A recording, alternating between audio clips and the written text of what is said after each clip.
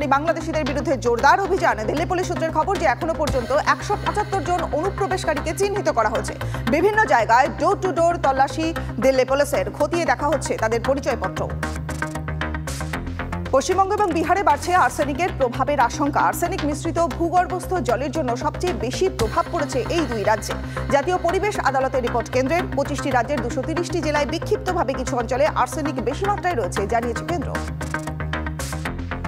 বাঘের তাড়া খেয়ে ক্লান্ত হয়ে মৃত্যু ঘটল হাতির। উত্তরাখণ্ডে কাটবেটে জঙ্গলে পুরুষ হাতির মৃত্যু। 2-3 দিন ধরে একটা বাঘ প্রতিনিয়তই ধাওয়া করছিল। ক্লান্তিতেই হাতির মৃত্যু, দাবি বন দপ্তরের। মূল কারণ জানতে হাতির ময়নাতদন্ত করা হয়েছে।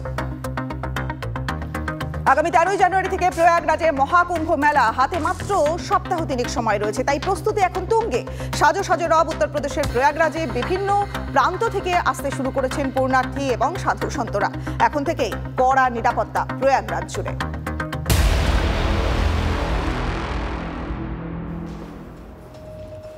প্রথমে নজর রাখলাম দেশের টপ 9 খবর, আর এবার বিস্তারিত আলোচনায় যাব। কারণ মুর্শিদাবাদের পর এবার ক্যানিং এ জঙ্গির খোঁজ পাওয়া যাচ্ছে। এসটিএফ এর হাতে গ্রেফতার পাক মদতপুষ্ট জঙ্গি সংগঠনের সদস্য জাভেদ আহমেদ মুন্সি। কাশ্মীরকে ভারত থেকে ভেঙে পাকিস্তানের সঙ্গে জোড়াই লক্ষ্যে এই সংগঠনের জন্ম দেওয়া হয়, এবং সেই জাভেদ এখন কেন বাংলায়, প্রশ্ন তো উঠছে। জাভেদ মুন্সি জঙ্গিকে নিয়ে আসা হয়েছে এবং তাকে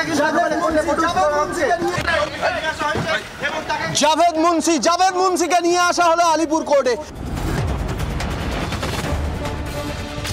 বাংলায় আবারও জঙ্গির খোঁজ। এবার ক্যানিংয়ে আত্মীয়ের বাড়ি থেকে গ্রেফতার কাশ্মীরি জঙ্গি জাভেদ আহমেদ মুন্সি।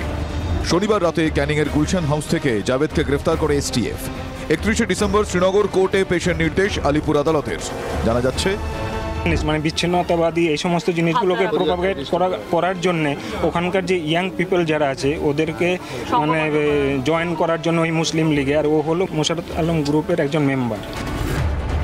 জাভেদ কাশ্মীরের বাসিন্দা, নিষিদ্ধ জঙ্গি সংগঠন তেহরিক উল মুজাহিদিনের সদস্য। 19শে ডিসেম্বর ক্যানিংয়ে আসে শ্যালকের বাড়িতে থাকছিল। পরিযায়ী শ্রমিক গোলাম গানাইয়ের বোনকে বিয়ে করেছিল। আগে লস্করি তৈবার হয়ে কাজ করত জাভেদ। 2020 সালে এনআইএর একটি মামলায় খালাস হয়।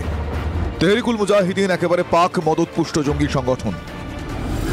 1990 সালে কাশ্মীরি বিচ্ছিন্নতাবাদী নেতা ইউনুস খানের হাতে তৈরি এই জঙ্গি সংগঠন। মূল উদ্দেশ্য জম্মু কাশ্মীরকে পাকিস্তানের অংশ বানানো। পাক অধিকৃত কাশ্মীরের মুজাফফরবাদে জঙ্গিদের ট্রেনিং চলত। মূলত পাকিস্তানি জঙ্গিদের নিয়েই এই সংগঠন কাজ করে। কাশ্মীরি তরুণদের মগজ ধুলাই করেও জঙ্গি সংগঠনে নিয়োগ করে। লস্করি তৈবার সঙ্গে জোট বেঁধে বহু কার্যকলাপ।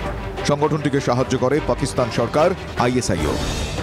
বাংলাদেশে অশান্ত পরিস্থিতির মধ্যে এমনিতেই গঙ্গাসাগর মেলার নিরাপত্তা নিয়ে উদ্বেগ প্রকাশ করেছিলেন মুখ্যমন্ত্রী মমতা বন্দ্যোপাধ্যায়।